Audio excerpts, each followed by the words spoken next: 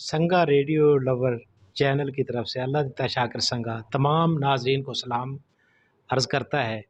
آج ہم ریڈیو پاکستان فیصل آباد میں ہیں کیونکہ آج ریڈیو پاکستان فیصل آباد کی 41 سالگرہ تھی۔ یہاں پہ اس وقت ہم ایس ڈی روم میں موجود ہیں کیونکہ ایک بہت بڑا پروگرامر سجاد بری صاحب یہاں پہ ابھی کچھ ہی دن پہلے ان کی تعیناتی ہوئی ہے۔ ہم سر کو مبارکباد بھی پیش کریں گے اور ان سے گپ شپ بھی کریں گے اور ریڈیو کی سالگرہ کے حوالے سے بات بھی کریں۔ السلام علیکم سجاد بری صاحب۔ وعلیکم السلام سنگا صاحب، بہت شکریہ آپ کا، آپ فیصل آباد تشریف لائے۔ آپ ہمیشہ پاکستان کے تمام ریڈیو اسٹیشنز میں جاتے رہتے ہیں۔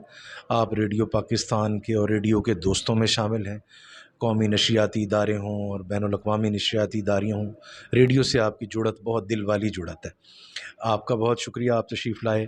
میں آپ کے سننے والوں کو، آپ کے دیکھنے والوں کو مبارکباد بھی پیش کروں گا کہ ریڈیو پاکستان فیصل آباد اپنے نشریاتی سفر کے 41 سال مکمل کر رہا ہے۔ یہ 41 سال اس خطے کی آواز کے طور پر ہوا کے دوش پر بکھرے اور ہم نے پاکستان کی خدمت جو ہے وہ نشریاتی محاذ پر کی۔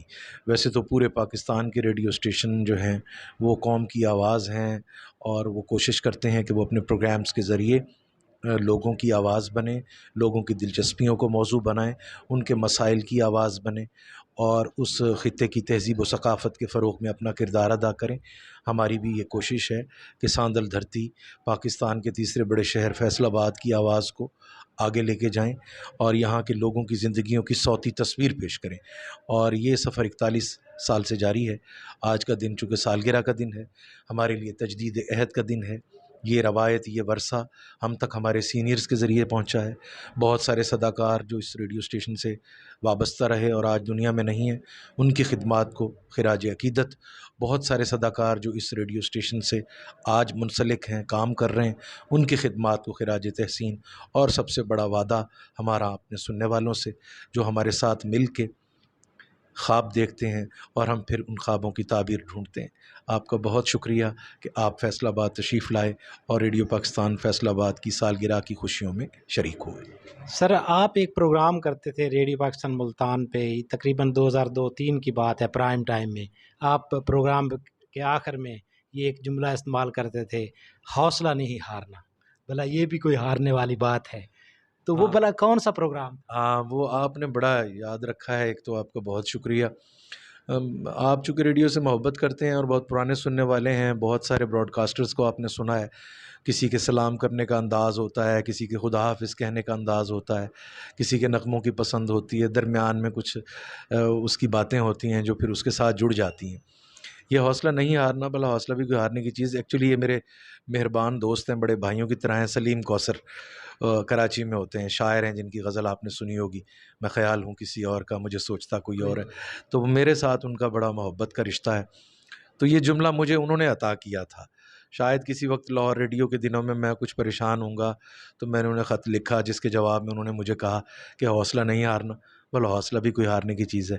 تو پھر بہاولپور ہو، اسلام آباد ہو، لاہور ہو، ملتان ہو، جن 4 ریڈیو اسٹیشنز پہ میں مائکروفون پہ بولتا رہا، تو میرے پروگرام کا اختتام اس جملے سے ہوتا تھا، اور کہنے کا مقصد یہی ہوتا تھا کہ زندگی کے مسائل میں بہت زیادہ کون ہے جو پریشان نہیں ہوتا، تو حوصلے تعمیر کرنے کا پیغام دیا کرتا تھا۔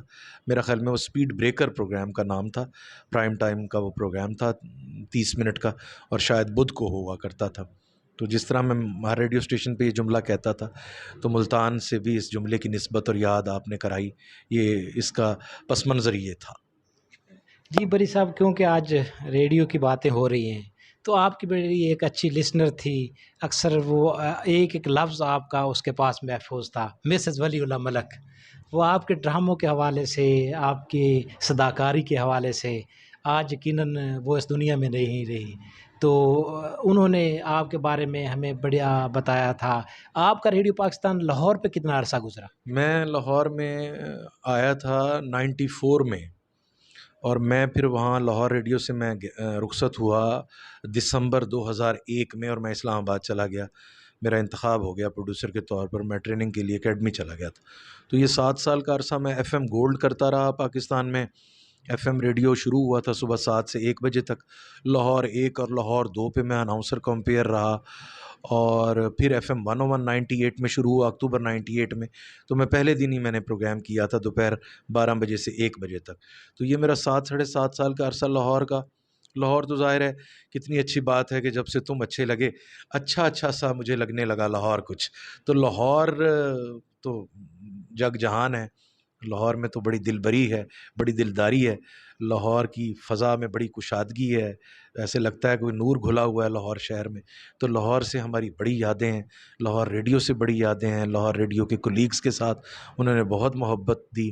تو یہ جو لاہور ریڈیو اسٹیشن کا قیام ہے، اس نے ہمیں پروفیشنلی بھی بہت ہیلپ کیا، مورلی بھی بہت سپورٹ کیا، اور ہمیں کھڑا کرنے میں انہوں نے بڑا کردار ادا کیا لاہور ریڈیو اسٹیشن نے. ہم نے لاہور ریڈیو اسٹیشن سے بہت کچھ سیکھا. مسز ولی اللہ ملک میری بہنوں کی طرح تھیں جی، میرا ریڈیو پروگرام سنتی تھیں، پھر اپنے ہسبینڈ کے ساتھ ریڈیو آئیں، تو پھر یوں سمجھیں کہ میری بڑی بہن بن گئیں. میں انہیں آپا کہتا تھا. پھر وہ میرے پاس بہاولپور بھی آئیں اور اپنے میاں کے ساتھ آئیں، پھر ان کے بچے بھی آئے. میں ان کی وفات پہ بہاولپور سے لاہور بھی گیا تھا. تو میرا ان سے بڑا قلبی تعلق تھا. یہ رشتے مجھے ریڈیو نے دیے ہیں ظاہر ہے، اور وہ میرا بالکل حقیقی بھائیوں سے بھی بڑھ کر خیال رکھتی تھیں. اللہ تعالیٰ انہیں غریق رحمت کرے. وہ ریڈیو سے بہت پیار کرتی تھیں، آپ کا اور تمام سننے والوں کے انہیں نام ہی یاد تھے، اور بڑے فخر سے بتایا کرتی تھیں کہ میں سب کو کہتی ہوں کہ میرا بھائی ریڈیو پہ کام کرتا ہے. تو یہ رشتے، یہ اثاثے، یہ محبتیں مجھے ریڈیو نے دی ہیں، تو میں بھلا کیسے بھول سکتا ہوں. جی بری صاحب، یہ جس وقت مرحوم سلیم گیلانی صاحب ڈائریکٹر جنرل ہوا کرتے تھے، اسی دور میں آپ کا یہ سفر شروع ہوا ہے؟ تو میرا سفر شروع ہوا ہے سنگا صاحب اپریل 89 میں. میں اس وقت بی اے کا طالب علم تھا ایس سی کالج بہاولپور میں. تو میں پھر ریڈیو بہاولپور آیا، آڈیشن دیا، اور پھر میں کمپیئر ہو گیا. کچھ میں لکھتا بھی رہا، اور رات کا پروگرام شب صحرا کرتا تھا. اس وقت ریاض سلیم صاحب وہاں پروڈیوسر تھے بہاولپور کے، تو وہ میرے پہلے پروڈیوسر تھے. پھر میں نے وہاں ان کے ساتھ خاصا کام کیا. پھر میں ملتان ریڈیو آ گیا، کیونکہ میں نے ملتان یونیورسٹی میں داخلہ لے لیا صحافت میں، ایم اے جرنلزم میں، میس کمیونیکیشن میں. تو اسی دوران پھر میں ریڈیو ملتان سے وابستہ ہو گیا. منزل میرے آگے میں نے کیا، وہ ریاض میلسی اس کے پروڈیوسر تھے، وہ بھی میرے دوستوں کی طرح. تو اسی طرح پھر جب میرا ماسٹرز مکمل ہو گیا، میں لاہور چلا گیا اخبارات میں کام کرنے کے لیے. تو وہاں پھر میں ریڈیو سے وابستہ ہو گیا، ریڈیو پاکستان لاہور. وہ پھر میرا زیادہ وقت وہاں لاہور گزرا. پھر 2001 میں میری سلیکشن ایز اے پروڈیوسر ہو گئی. تو پیچھے ظاہر ہے میرا بیک گراؤنڈ تھا براڈ کاسٹنگ کا، لکھنے کا اور بولنے کا. تو ایک میری تعمیر ہو چکی تھی ریڈیو میں مستقل ملازمت کے حوالے سے. تو پھر مجھے کچھ تھوڑی مشکل نہیں ہوئی ریٹن ٹیسٹ میں بھی اور انٹرویو میں بھی، اور میرا سلیکشن ہو گیا. میں پھر اسلام آباد چلا گیا، ایف ایم 101 لاہور کرتا رہا اسلام آباد. پھر ٹریننگ کے بعد پوسٹنگ ملتان رہی، اور پھر یہ سلسلہ ایسے جاری رہا. اور اب میں ظاہر ہے فیصل آباد ہوں. اپنے اس سارے کیریئر کے اختتام تو نہیں کہہ سکتے، ابھی ہے، سلسلہ جاری ہے. لیکن ظاہر ہے اسٹیشن ڈائریکٹر کی حیثیت سے اور ذمہ داریاں ہیں، پروگرام مینیجر کی حیثیت سے اور ذمہ داریاں ہوتی ہیں، پروڈیوسر کی حیثیت سے اور ہوتی ہیں. لیکن اوور آل جو ریڈیو پاکستان ذمہ داریاں دیتا ہے اپنے کسی بھی کارکن کو، وہ ظاہر ہے میں بھی محسوس کرتا ہوں، اور کوشش کرتا ہوں کہ اپنے سامعین کے لیے بہتر سے بہتر کام کر سکیں. جی ناظرین، یہ تھے سجاد احمد بری صاحب.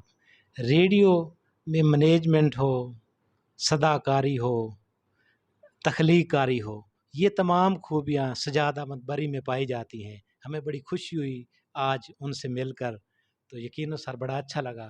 بہت شکریہ. بہت شکریہ. چلی ہے تھام کے بادل کے ہاتھ کو خوشبو، ہوا کے ساتھ سفر کا مقابلہ ٹھہرا. سنگا صاحب آپ کی آمد کا بہت بہت شکریہ.